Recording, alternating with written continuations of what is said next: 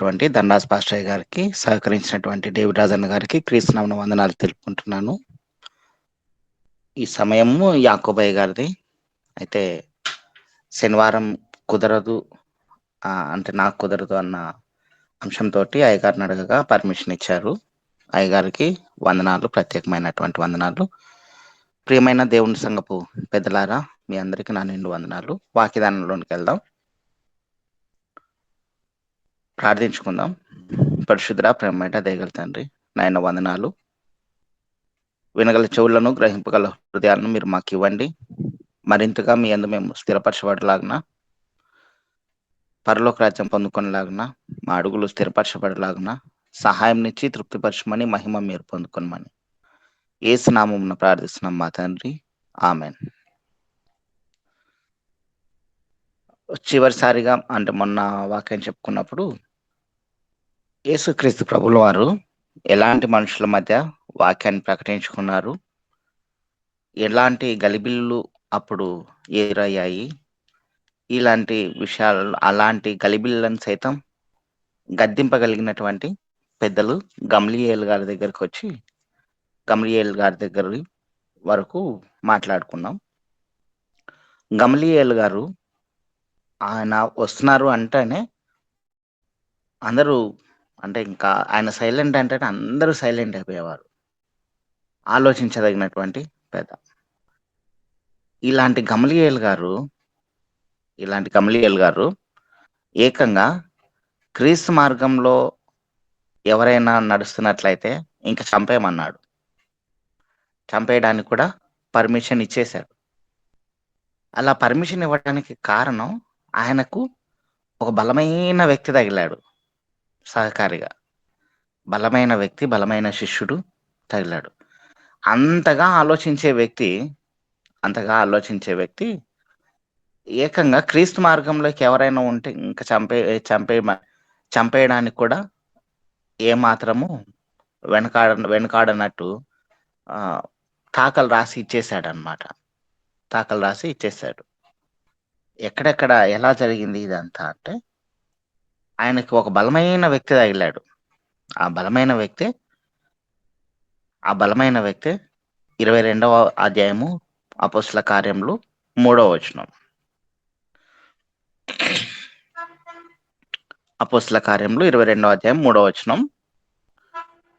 నేను కిలికియలోని తార్సులో పుట్టిన యూదుడను, అయితే ఈ పట్టణంలో గమ్లీయేలు పాదముల యొద్ద పెరిగి మన పితరుల ధర్మశాస్త్ర సంబంధమగు నిష్ఠయందు శిక్షితుడనై, మీరందరూ నేడు ఉన్న ప్రకారము దేవుని గూర్చి ఆసక్తుడనై ఉండి, ఈ మార్గంలోనున్న పురుషులను స్త్రీలను బంధించి చెరసాల్లో వేయించచ్చు మరణం వరకు హింసించి తిని, ఇందును గూర్చి ప్రధాన యాజకుడు, ఏ ప్రధాన యాజకుడు?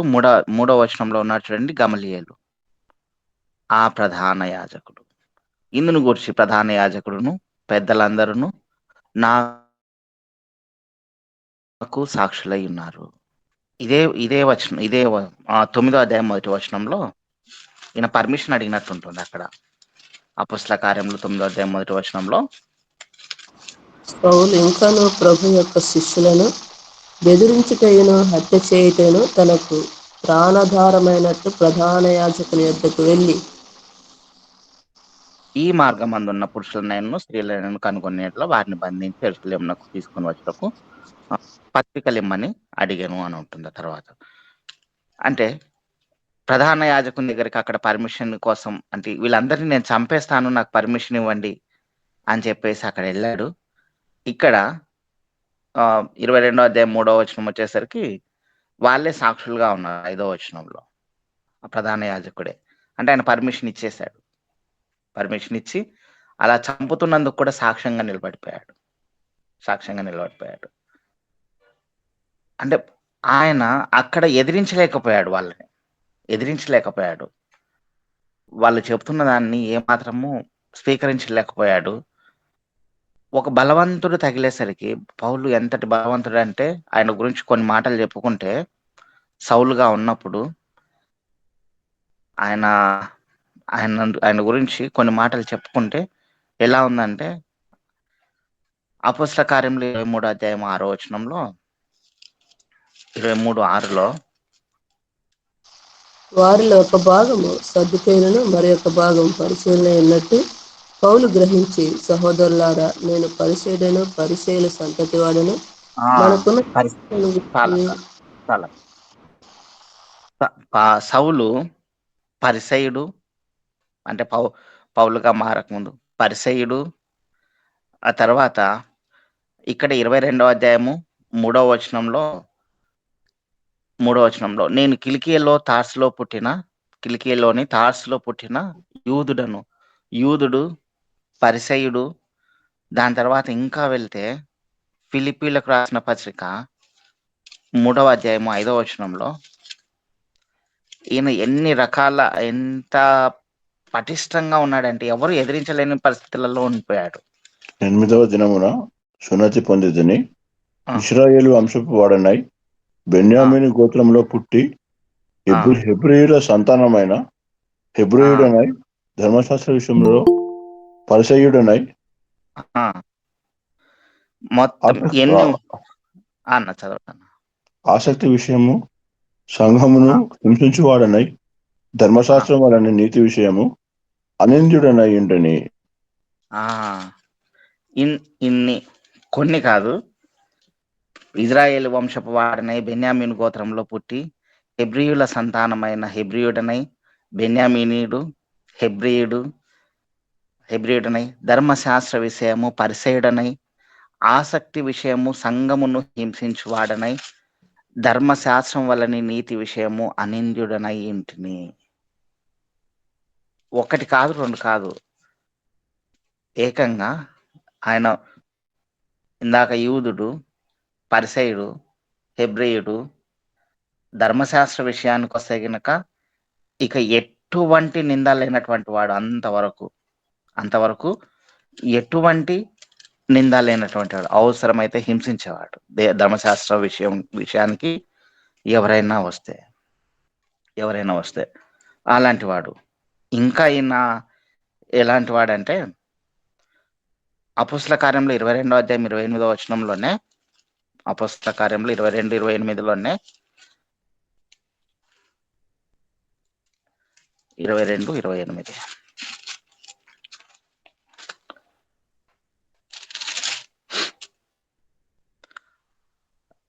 అతడు సహస్రాధిపతి నేను బహు ద్రవ్యమిచ్చి ఈ పౌరసత్యం సంపాదించుకుంటున్నా నేను. అందుకు పౌలు, నేనైతే పుట్టుకతోనే రోమియుడినైనాను. ఒకవేళ రోమా పౌరసత్వం రావాలంటే బహుద్రవ్యం ఇచ్చి సహస్రాధిపతి ఆ పౌరసత్వాన్ని సంపాదించుకున్నాడు. అయితే సౌలు గారు మాత్రం పుట్టుకతోనే పౌలు అని ఎందుకు పలుకున్నాడంటే ఇదంతా ఆయన పౌలుగా మారక ముందు జరిగినది కాబట్టి సౌలు అని చెప్తా ఉన్నాను. సౌలు గారు పుట్టుకతోనే, అంటే అంతటి గొప్ప ధనవంతుడు కూడా అంటే ఇతని పుట్టుకతోనే వీళ్ళ అమ్మ నాన్న రోమా పౌరసత్వం తీసుకుంటుంది. లేదంటే అంతకు ముందే పుట్టుక ముందే వాళ్ళ అమ్మ నాన్న పౌరసత్వం తీసుకుంటున్నారు, రోమా పౌరసత్వం. అలా పుట్టుకతోనే రోమా పౌరసత్వం కలిగినటువంటి వాడు. ఏ విధంగా చూసుకున్నా కూడా సౌలు గారిని ఎదిరించేటువంటి గొప్పవాడు ఆ దినాలలో అస్సలు లేరు. గలతీయులకు రాసిన పత్రిక 1వ అధ్యాయం 14వ వచనంలో ఆయన గురించి ఒక మాట ఉంటుంది. గలతీయులకు రాసిన పత్రిక 1వ అధ్యాయం 14వ వచనంలో,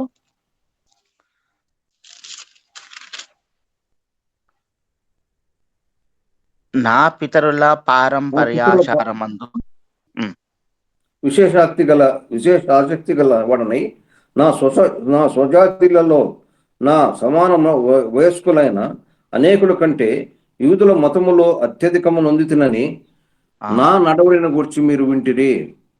ఎలా అంటే స్వజాతీయులలో ఆయన సమాన వయస్కులలో అసలు ఎవరిని పెట్టినా సరే వాళ్ళందరికంటే ఆధిక్యతను పొందినటువంటి వాడు, పొందినటువంటి వాడు. ఎవరినైనా ఆయన సమాన వయసులను తీసుకొని వచ్చి జ్ఞానం గురించి ఏదైనా బోధించమని, ధర్మశాస్త్రం గురించి ఏదైనా చెప్పయ్యా అంటే అసలు అక్కడ ఉన్నటువంటి సౌలు గారితో పోటీ పడేవాడు ఎవ్వడు లేడు. యూదుల మతంలో ఆధిక్యతను పొందితినని నా నడవడిని గురించి మీరు వింటిరి. అంటే ఆయన అంత గొప్ప ధర్మశాస్త్రం నందు బహు గొప్ప వివేకి, జ్ఞాని. అంత బాగా. ఎందుకంటే ఎవరి పాదంలో యొద్ద పెరిగాడు? మొత్తం అందరూ యూదులు ఎంతమంది రకాలుగా ఉన్నారు, ఎన్ని వర్గాలుగా విభజింపబడ్డారో వారందరినీ సైతం ఒక్క మాటతో కూర్చోబెట్టగలిగినటువంటి గమలీయేలు పాదముల యొద్ద ఈయన పెరిగినటువంటి వాడు. పెరిగిన తర్వాత అంటే ఆయన పుట్టుక కానీ, ఆయన ఉన్నటువంటి ఆ విధానం కానీ, ఆయన ఏ జాతి, ఏ వంశము, ఎలా పెరిగాడు అనేదాన్ని, ఇన్ని లక్షణాలుంటే ఒక మనిషి తగ్గగలడా? ఒక మనిషి ఎక్కడైనా తగ్గగలడా? ఎక్కడ తగ్గేది లేదు. ఇంకా ఈయన గురించి ఈయన పత్రికలు రాశాడు కదా పౌలుగా మారిన తర్వాత. ఎవ్వరికి లేనటువంటి ఒక మాట ఈయనకుంది. 2 కొరింథీ 10వ అధ్యాయం 10వ వచనంలో ఈయన పత్రికలను గురించి 10వ అధ్యాయం 10వ వచనంలో ఈయన పత్రికలను గురించి అతని పత్రికలు ఘనమైనవియు బలీయమైనవి ఉన్నవి కానీ అతడు శరీర రూపమునకు బలహీనుడు. అతని ప్రసంగము కొరగానిదని ఒకడు అనును. పౌలు గారి పత్రికలు ఎంత బలంగా వచ్చాయంటే, అంటే ఇంతటి జ్ఞానాన్ని దేవుని వైపు వాడిన తర్వాత ఇది జరిగింది. ఏది జరిగింది? అతని పత్రికలు ఘనమైనవి, బలీయమైనవి, శరీరం అయితే బలహీనము, ప్రసంగము కొరగానిది. అంటే ఆయన నుంచి ఇట్లాంటి మెసేజ్ అంతటి జ్ఞానవంతుని దగ్గర నుంచి కోరుకోలేమన్నమాట. అటువంటి మెసేజ్లు ఆయన ఇచ్చుకుంటూ వచ్చాడు. గొప్పగా ఊహించిన దానికంటే ఎక్కువ. ఇలా సౌలు గారు ఒక్కసారిగా ఇంతటి గొప్ప లక్షణాలు ఉన్నటువంటి వ్యక్తి ఎవరికి తగిలారు? గమలీయేలు గారి దగ్గరికి వచ్చాడు. గమలీయేలు గారి దగ్గరకు వచ్చి, అయ్యా నేను వీళ్ళందరినీ చంపేస్తాను, నాకు పర్మిషన్ ఇవ్వండి అంటానే ఆయన పర్మిషన్ ఇచ్చాడు. ఈయనకున్నటువంటి ఆ పౌరసత్వాన్ని, ఆ వారసత్వాన్ని, ఆ ధనమును, ఇవన్నీ బేస్ చేసుకుని, ఆ జ్ఞానమును ఇవన్నీ పెడితే పోటీలో ఎవ్వరు కూడా నిలబడే వాళ్ళు లేరు. ఆయన వస్తున్నాడంటేనే ఇక సైలెంట్ అయిపోయేవాళ్ళు. ఇతనితో మనము గెలవలేము. ఒక్కో చోట ఆయన సౌలుగా నుండి పౌలుగా మారిన తర్వాత ఆయన రాసినటువంటి పత్రికల్లో కొన్ని వచనాలు చెప్తే వాటికి అంతం ఎక్కడ వస్తుందో అని వెతుక్కోవాల్సిన సమయాలు కూడా వస్తాయి. ఎందుకంటే ఆయన వచనాలు ఒక చోట మొదలు పెడితే కనీసం ఒక 10 లైన్లకు మించి ఉంటుంది ఒక్కో మాట. ఎఫెసీలకు రాసిన పత్రిక 1వ అధ్యాయం 17వ వచనంలో మరియు మీ మనోనేత్రములు వెలిగింపబడినందున ఆయన మిమ్మల్ని పిలిచిన పిలుపు వలన నిరీక్షణ ఎట్టిదో, పరిశుద్ధులలో ఆయన స్వాస్యం యొక్క మహిమైశ్వర్యం ఎట్టిదో, ఆయన క్రీస్తునందు వినియోగపరిచిన బలాతిశయమును బట్టి విశ్వసించు మన యందు ఆయన చూపుచున్న తన శక్తి యొక్క అపరిమితమైన మహాత్మ్యం ఎట్టిదో మీరు తెలుసుకొనవలనని మన ప్రభువైన యేసుక్రీస్తు యొక్క దేవుడైన మహిమా స్వరూపియగు తండ్రి తన్ను తెలుసుకొనుట యందు మీకు జ్ఞానమును ప్రత్యక్షతయును కల మనస్సు అనుగ్రహించినట్లు నేను నా ప్రార్థనల యందు మిమ్మును గురించి విజ్ఞాపన చేస్తున్నాను. ఇంత బలీయమైన, అంటే ఈ వచనం అర్థం చెప్పడానికి కాదు, కానీ ఆయన ఎండ్ చేయాలంటే ఎన్నో వచనాలు ఒక్క మాట మాట్లాడాడంటే అందులో చాలా గూఢమైన సంగతులు అన్ని దాచిపెట్టి మాట్లాడేవాడు. అందుకే ఆయన పత్రికలు గూఢమైనవి, బలీయమైనవి అని చెప్పి ఇందాక చెప్పుకున్నాం. అంటే పెద్ద పెద్ద పెద్ద పెద్ద టాపిక్ ను కూడా తీసుకొచ్చి అంటే ఏదైనా చెప్పాలనుకున్నప్పుడు వరుస పెట్టి ఆపేవాడు కాదు. అంత గొప్పగా నిక్షిప్తంగా దాచిపెట్టి అర్థమయ్యే విధంగా చెప్పుకునేవాడు. ఇట్లాంటి వాడు సౌలుగా ఉన్నప్పుడు గమలీయేలు దగ్గరికి తగిలాడు. గమలీయేలు పర్మిషన్ ఇచ్చాడు. ఎంత క్రూరంగా అంటే మనుషులను చంపడం. అపొస్తల కార్యములు 9వ అధ్యాయం 1వ వచనం. అపొస్తల కార్యములు 9వ అధ్యాయం 1వ వచనం. తెలివి లేనివాడు చంపడం వేరు, తెలివి ఉన్నవాడు సౌలు ఇంకను ప్రభువు యొక్క శిష్యులను బెదిరించుటయును, హత్య చేయుటయును, తనకు ప్రాణాధారమైనట్టు ప్రధాన యాజకుని యొద్దకు వెళ్ళి ఈ మార్గమందున్న పురుషులనైనను స్త్రీలనైనను కనుగొని ఎడల వారిని బంధించి యెరూషలేమునకు తీసుకుని వచ్చుటకు దమస్కులోని సమాజంలో వారికి పత్రికలు ఇమ్మని అడిగాను. ప్రాణాధారమైనట్టు పురుషులను స్త్రీలను ఇక చంపేయడమే ఆయనకు ప్రాణాధారం. దీనికోసం పత్రికలు తెచ్చేసుకున్నట్టు చెప్పుకున్నాం. ప్రాణాధారమైనట్టు ఇక అది ఉంటేనే నేను బ్రతకగలను, వాళ్ళని చంపితేనే నేను బ్రతకగలను, లేకపోతే లేదు.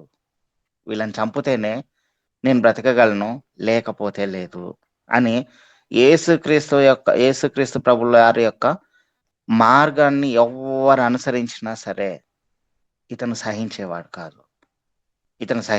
కాదు. ఎందుకు ఇదంతా జరిగింది? ఎందుకు ఇంతగా సౌలు గారు క్రీస్తు మార్గాన్ని వ్యతిరేకించాడు? ఎందుకో తెలుసా? ఒకానొక సమయంలో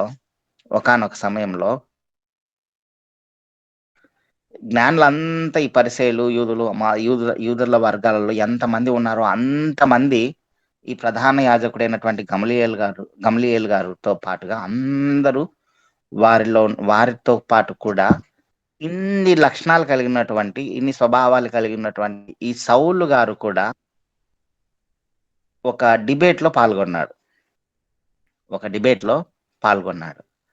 ఆ డిబేట్ లో కనీసం నోరెత్తలేకపోయాడు. అవతల వ్యక్తి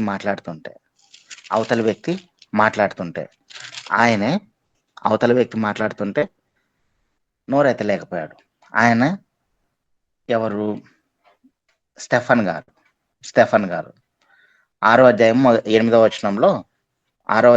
వచనంలో ఈ మాటలు ఉంటాయి చూడండి. స్టెఫను కృపతోను బలముతోను, అపొస్తల కార్యంలో 6:8, స్టెఫను కృపతోను బలంతోను నిండినవాడై ప్రజల మధ్య మహత్కార్యములను గొప్ప సూచక్రియలను ఉండెను. అప్పుడు లిబెర్తీనులను కనబడిన సమాజంలోను, కురేనీయుల సమాజంలోను, అలెగ్జాంద్రియుల సమాజంలోను, కిలికియ నుండి ఆసియా నుండి వచ్చిన వారిలోను కొందరు వచ్చి స్టెఫనుతో తర్కించిరి గాని మాట్లాడుటయందు అతడు అగపరిచిన జ్ఞానమును, అతన్ని ప్రేరేపించిన ఆత్మను వారెదిరింపలేకపోయిరి. ఇలానే కిందికి వస్తే 7వ అధ్యాయం 1వ వచనంలో ప్రధాన యాజకుడు ఈ మాటలు నిజమేనా అని అడిగాను. అంటే ఈ ప్రధాన యాజకుడు కూడా ఆయన పైన చెప్పినటువంటి మాటలన్నీ స్టెఫన్ అడుగుతున్నాడు. ఎవరు? గమలీయేలు. నువ్వు చెప్తున్నటువంటి ఈ మాటలన్నీ నిజమేనా అని చెప్పేసి అడుగుతున్నాడు. అక్కడ గమలీయేలు గారు ఓడిపోయారు. గమలీయేలుతో పాటు ఉన్నటువంటి సౌలు గారు కూడా ఓడిపోయారు. జ్ఞానవంతుడు, గొప్ప జ్ఞానవంతుడని అందరిలో కల్లా బాగా పేరు తెచ్చుకున్నటువంటి వ్యక్తి ఓడిపోవటాన్ని ఒప్పుకోలేకపోయాడు, జీర్ణించుకోలేకపోయాడు. అంతటి జ్ఞానం కలిగినటువంటి వ్యక్తి మాట్లాడితే పులి స్టాప్ ఎక్కడుందో వెతుక్కోవాల్సి వచ్చేదన్నమాట అతను మాట్లాడితే. అంతటి జ్ఞానవంతుడు. ఇంకో జ్ఞానవంతుడు ఎవరు? గమలీయేలు. ఆయన నిలబడి సైలెంట్ అంటానే ఎటువంటి సమాజమైనా సరే, ఎటువంటి సందర్భమైనా సరే సైలెంట్ అంటేనే సైలెంట్ అయిపోవాల్సింది అక్కడ మొత్తం. వీళ్ళిద్దరు కలిసి దేవుని మార్గాన్ని ఎవరైనా అనుసరిస్తే ఇక్కడ ఓడిపోయారు. 6వ అధ్యాయం 8 నుంచి ఒకసారి చూడండి. 11 నుంచి నాకు చదువుకున్నాం కదా. 10వ వచనం అన్న. మాట్లాడేందు అతడు అగ్గుపరిచిన జ్ఞానమును అతనిని ప్రేరేపించిన ఆత్మను వారు ఎదిరింపలేకపోయి. అప్పుడు వారు, వీడు మోషే మీదను దేవుని మీదను దూషణ వాక్యములు పలకగా మేము వింటిమని చెప్పుటకు మనుషులను కుదుర్చుకున్నారు ఏకంగా స్టెఫన్ మీద. ఎవరు? వీరే ప్రధాన యాజకుడు. మొత్తం చేయవలసినటువంటి పనులు అన్ని చేశారు స్టెఫన్ ను ఎదిరించడానికి. అతను వచ్చి తర్కిస్తా ఉన్నాడు. ఎవరు? స్టెఫన్ గారు సమాజ మందిరంలోకి వచ్చి అక్కడ ఉన్నటువంటి మొత్తం ఎన్ని దేశాలు అన్ని ప్రాంతాల నుండి అక్కడికి జనాలు వస్తానే వారందరితోనూ యేసుక్రీస్తు ప్రభుల వారే నిజమైనటువంటి దేవుని కుమారుడు, ఆయన ఖచ్చితంగా దేవుడు, ఆయన వల్ల మాత్రమే పరలోక రాజ్యం సాధ్యం, ఆయన పునరుత్థాన్ని ప్రకటించుకుంటా ఉంటే వీళ్ళు వెళ్ళి దాన్ని ఆయన మాటలను దాటిపోవడానికి ఎంతగా ప్రయత్నాలు చేశారంటే గమలీయేలు గారు కానీ సౌలు గారు కానీ ఎంత ప్రయత్నాలు చేశారంటే అంత ప్రయత్నాలు చేశారు. ఒక్క మాట కూడా దాటిపోలేకపోయారు ఆయన జ్ఞానాన్ని. ఇంకా చెప్పాలంటే ఏకంగా మనుషులను పెట్టుకున్నారు, అబద్ధపు సాక్షులను నిలవబెట్టిరి. దాని తర్వాత 15వ సభలో కూర్చున్న వారందరూ అతని వైపు తేరు చూడగా అతని ముఖము దేవదూత ముఖం వల్లే వారికి కనబడెను. ఇది ఓకే. ఆ తర్వాత ఇలా ఇతను అంటే స్టెఫన్ గారు అసలు ఆ మాటలకు ఆయన మాట్లాడుతున్నటువంటి మాటలు 7వ అధ్యాయం 54వ వచనం ఒకసారి చూడండి. వారి మాటలు విని కోపముతో మండిపడి, చదవండి అన్న. వారి మాటలు విని హృదయమందు నరకబడిన వారై అతన్ని పండు కొరికిరి.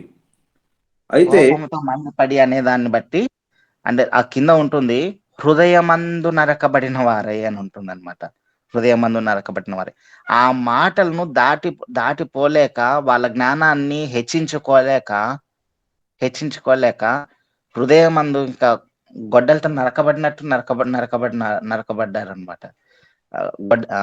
అలా హృదయమందు నరకబడిన వారై అతని మీద మండిపడి చూచి పండ్లు కొరికారు. సౌలు గారు, గమలీయేలు గారు స్టెఫన్ గారి మీద ఎంతగా హింసించారంటే స్టెఫన్ గారిని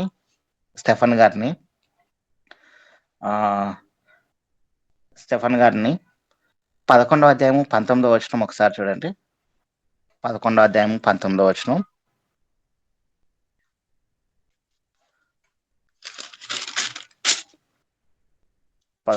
విషయంలో కలిగిన శ్రమను బట్టి చెదరిపోయిన వారు యూదులకు తప్ప మరి ఎవరికి నీ వాక్యం బోధింపక ఫేనీకే, కుప్ర, అంత్యోకయ ప్రదేశముల వరకు సంచరించిరి. స్టెఫన్ విషయంలో కలిగిన శ్రమను బట్టి యూదులందరూ చెదిరిపోయారు. అక్కడ ఎవ్వరు నిలబడడానికి ఇష్టపడలేదు. ఇంకా ఇంతటి జ్ఞానం కలిగినటువంటి వ్యక్తులు కలిసి ఏకంగా స్టెఫన్ గారిని, ఆయనను చంపిన విధానాన్ని చూచి అక్కడ ఉన్నటువంటి జనాలందరికీ గుండెలు దడ, ఒక్కరు కూడా నిలబడలేకపోయారు. కొద్ది మంది మాత్రమే అపోస్తలుగా పిలువబడినటువంటి వారు మాత్రమే నిలబడ్డారు అన్నట్టు 9వ అధ్యాయంలో ఉంటుంది, 8వ అధ్యాయంలో ఉంటుంది. ఇక్కడ 8వ అధ్యాయం 1వ వచనంలో ఉంటుంది. ఆ కాలమందు యెరూషలేములోని సంగమునకు గొప్ప హింస కలిగినందున అపోస్తలులు తప్ప అందరూ యూదయ సమరయ దేశంలో యందు చెదిరిపోయిరి.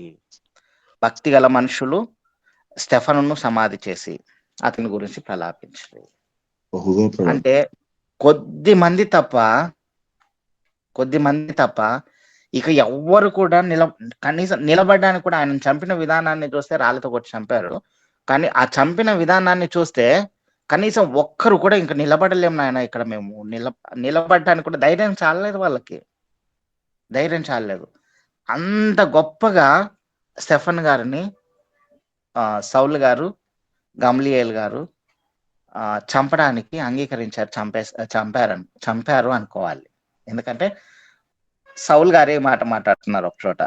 సౌలు గారే ఏమంటా ఉన్నారంటే ఒక మాట అంటారు చూడండి, 22వ అధ్యాయం 20వ వచనంలో, 22వ అధ్యాయం 20వ వచనంలో, అపొస్తల కార్యంలోనే.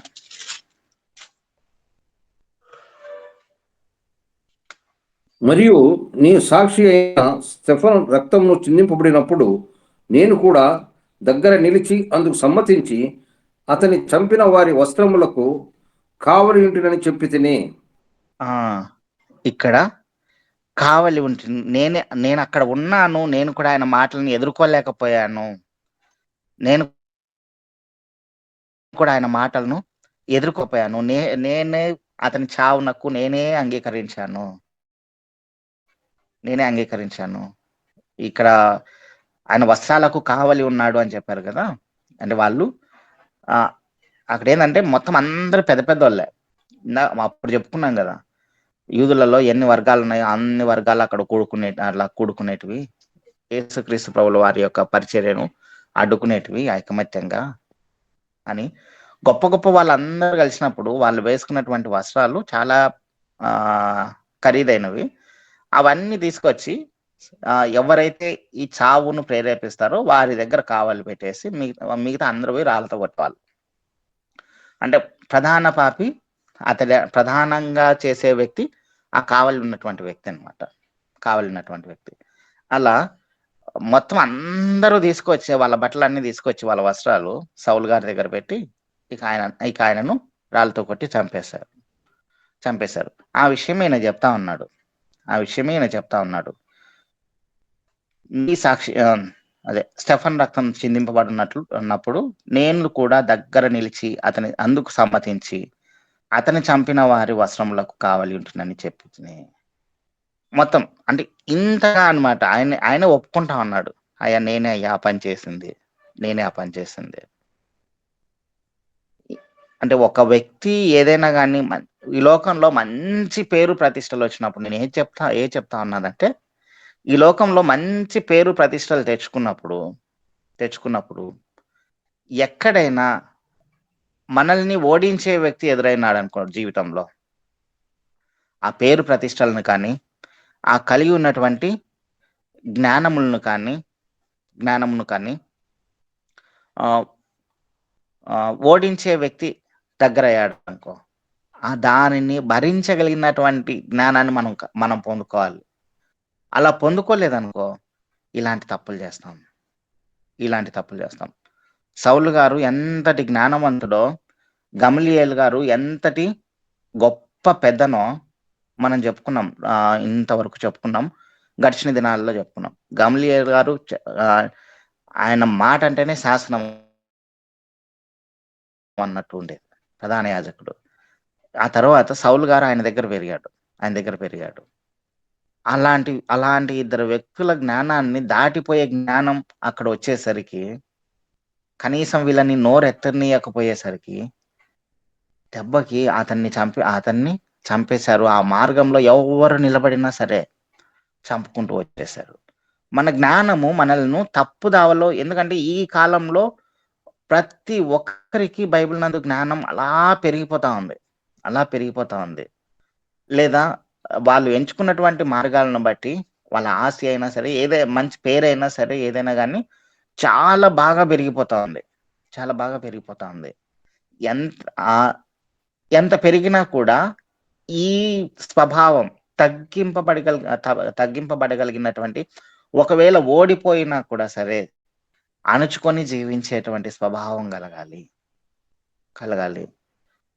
అలా బ్రతికినప్పుడే క్రీస్తు మన యందు ప్రకటింపబడతాడు. లేకపోతే మనమే ఆ ఓటమిని అంగీకరించలేకపోయినాం అనుకో, ఏదైనా ఒక సిచ్యుయేషన్లో మనం కూడా సౌలు లాగా, అంటే మరీ కత్తులు పట్టుకొని చంపేంత కాదు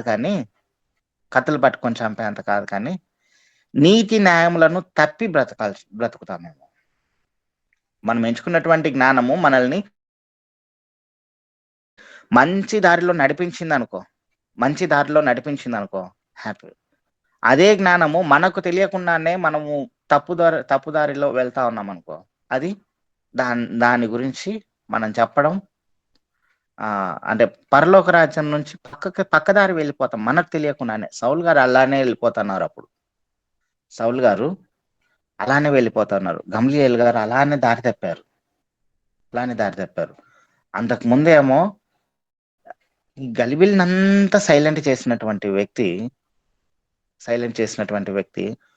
ఒక్కసారిగా అతనికి ఇంకొక వ్యక్తి తయారు కాగానే ఒక మంచి శిష్యుడు, బలమైన పౌరసత్వం కలిగిన, వారసత్వం కలిగిన ఆయన వంశము, ఆ బెన్యామీను గోత్రము, ఇవన్నీ మామూలువి కాదు ఆయన కలిగి ఉన్నటువంటి లక్షణాలు.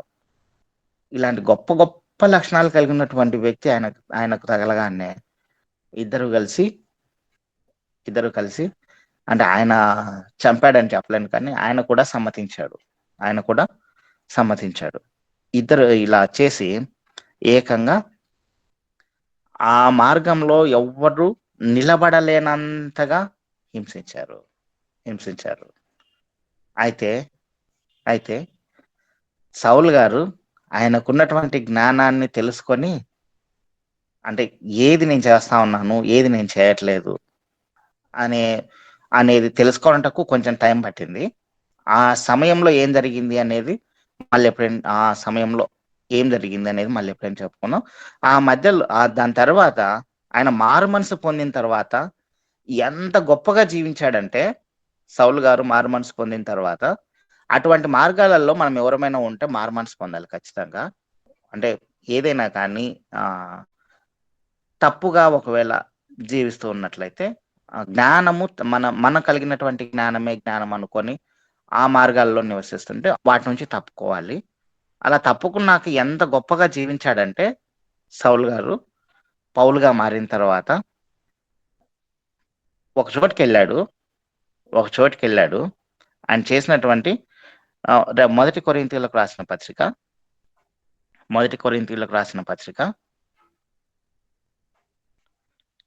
మొదటి అధ్యాయము 16వ వచనం.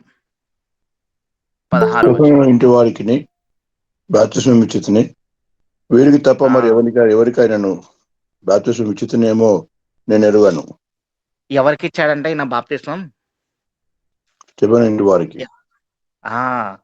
స్టెఫను ఇంటి వారికి బాప్తిస్మం ఇచ్చాడు. పోయి ఎక్కడైతే తప్పు చేశాడో బాప్తిస్మం మారు మనసు పొందకముందు ఎక్కడైతే తప్పు చేశాడో, ఎక్కడి నుంచి అయితే ఆయన పడిపోయాడో, ఎక్కడైతే ఆయన జ్ఞానపు మాటలను సైతం దాటలేకపోయాడో, ఎక్కడైతే ఆయన లోపల ఉన్నటువంటి ఆ అంతరాత్మను అంటే ఆయనకున్నటువంటి ఆ స్వభావాన్ని దాటలేకపోయాడో, మారు మనసు పొందిన తర్వాత అక్కడికే వెళ్ళి అలాంటి ఎవరైతే ఈయనను చూసి పారిపోయారో వారి దగ్గరికి వెళ్ళి అదే స్టెఫను ఇంటి వారికి పౌలు గారు బాప్తిస్మం ఇచ్చారు. మారు మనసు పొందిన తర్వాత ఎంత గొప్పగా ఉండాలంటే, ఎంత గొప్పగా జీవించాలంటే, మన పాత క్రియలు ఏవి మనకు అడ్డు రాకూడదు, అహం అడ్డు రాకూడదు. సౌలు గారికి అవన్నీ వచ్చాయి. నేను రోమీయుడను, నేను యూదుడను, నేను ఇజ్రాయేలీయుడను, నేను బెన్యామీయుడను, నేను యూదుడను, మొత్తం అన్ని వరుస పెట్టి చెప్పు, నా అంతటోడు గొప్పటోడు అసలు లేనే లేడు అని చెప్పాడు. నా అంతటోడు, నా సమాన వయస్కులలో ఎవరైనా సరే, నేను ఇన్ని శాస్త్రాలు చదివాను కదా, ఎవ్వరు కూడా అన్యునుడనై ఉన్నాను. నేను ఒక్క దాంట్లో ఎన్ని శాస్త్రాలు పొందుకున్నా కూడా కనీసము నా ఈ నింద నీకుంది అని చెప్పేంత ఎవ్వరికీ లేదు. ఎందుకంటే నేను అంత నిష్టగా జీవించాను అని చెప్పాడు. ఆ గర్వము, ఆ అహము, అవన్నీ క్రీస్తు యందు మారు మనసు పొందుతానే ఒక్కసారిగా వదిలిపెట్టేశాడు. ఇక ఎక్కడ కూడా ఆయన పొందుకున్నటువంటి శ్రమలన్నిటి గురించి చెప్పాలంటే అది వేరు. ఆయన మారు మనసు పొందిన తర్వాత చేస్తున్నటువంటి పని, ఎక్కడైతే ఆయన ఓడిపోయాడో అంటే వాక్యాన్ని ప్రకటించిన దేవుని గురించి తప్పుగా ఎక్కడైతే అర్థం చేసుకున్నాడో అక్కడికే వెళ్ళాడు. ఎవరైతే ఈయనను చూసి పారిపోయారో, ఒకవేళ స్టెఫను ఇంటి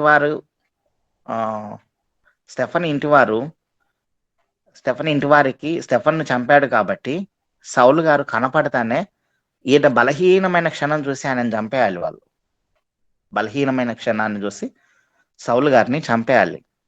కానీ ఇతడు పొందుకున్నటువంటి ఈ మారు మనసును ప్రకటిస్తున్నాడు చూడు, క్రీస్తుని ప్రకటిస్తా ఉన్నాడు కదా మారు మనసు పొందుకున్నటువంటి పౌలు గారు. ఇలా చెప్తా ఉంటే ఏకంగా వారు కూడా బాప్తిసం తీసుకోవడానికి సైతం ఇష్టపడ్డారు. అంటే మన శత్రువులు సైతం మారు మనసు పొందుకున్నంతగా సౌలు గారు మారిపోయారు. సౌలు గారు పౌలుగా మారిపోయారు.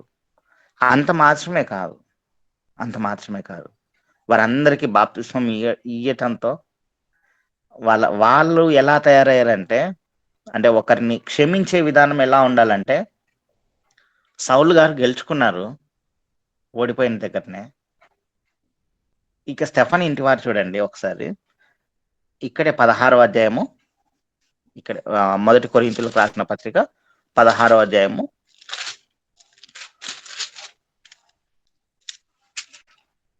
15వ వచనం 16వ వచనం.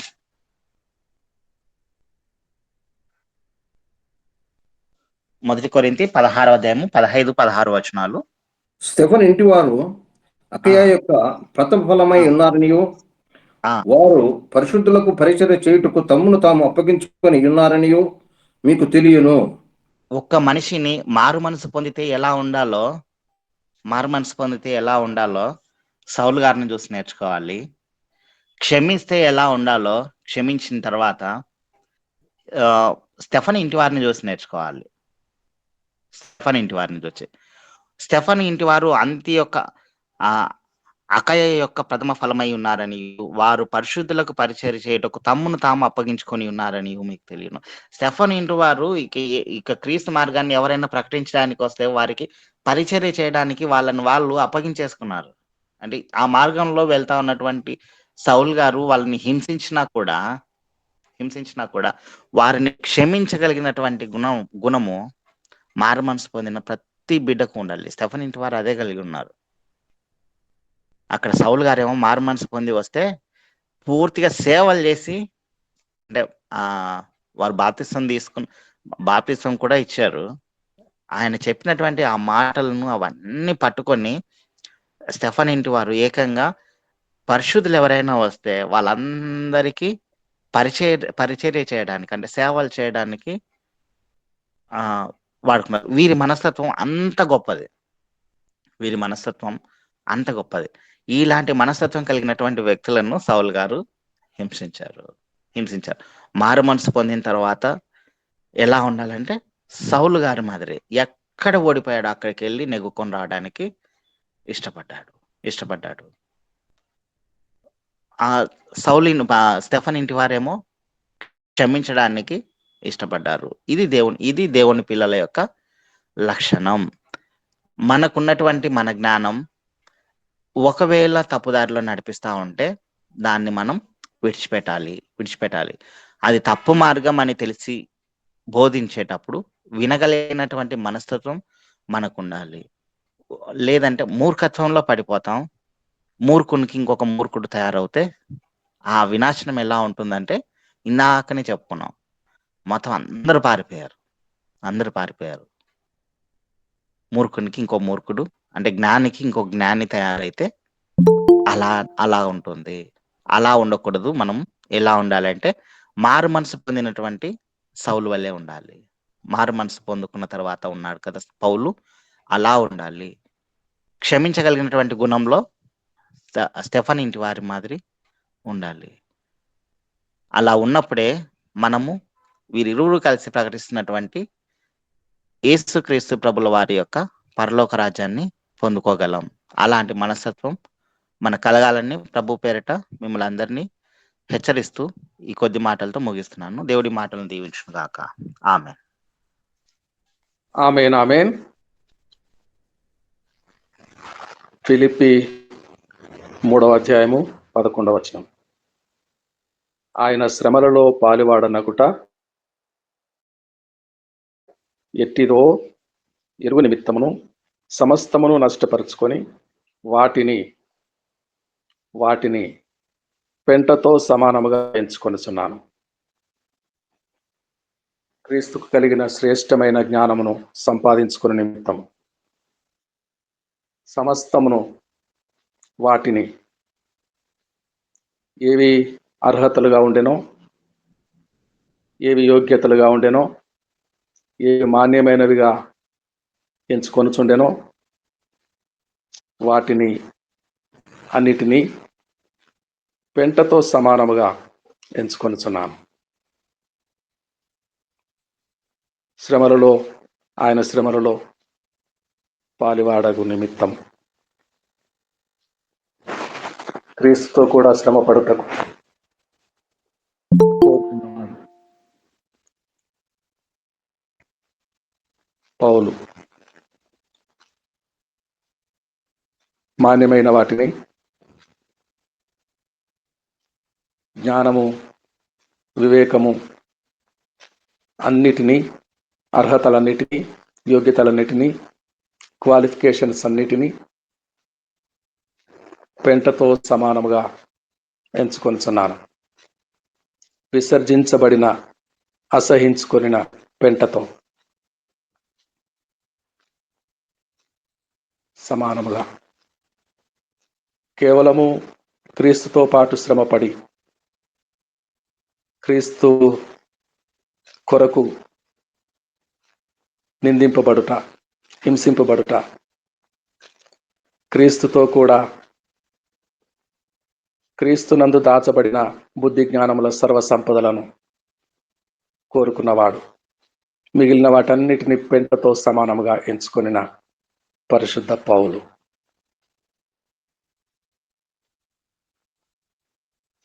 నీతి కిరీటం దర్శనముగా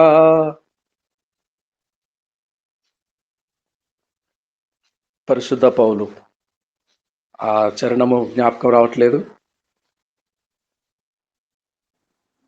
సర్వోన్నతుడా నీవే నాకు ఆశ్రయదు. పాడతారా ఎవరైనా?